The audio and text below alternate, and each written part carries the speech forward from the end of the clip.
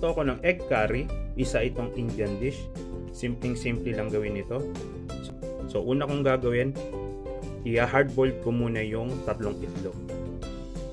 I-chop ko ng maliliit na peraso ang sibuyas. 3 cloves ng bawang. Chachapin ko ng pahaba ang luya. Chachapin ko sa maliliit ang kamatis. Chachapin ko ng papahaba ang sili. Hihiwain ko ang patatas ng pa-cubes. At hihiwain ko rin yung carrots ng pa-cubes.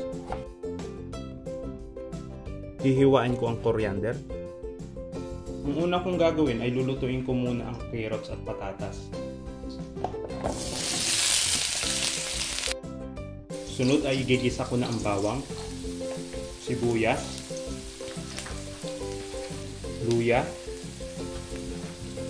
at kamatis.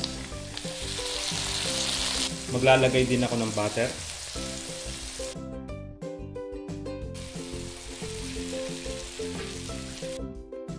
Kapag yung hard-boiled egg ay medyo tumigas na yung pinakaputi niya, pwede nang ilagay ang coconut milk.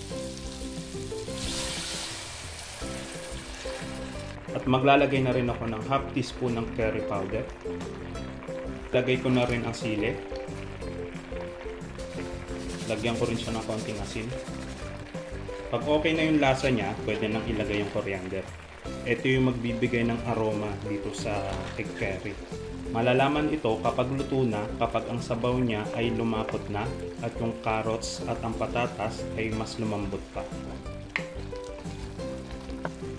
Okay na siya.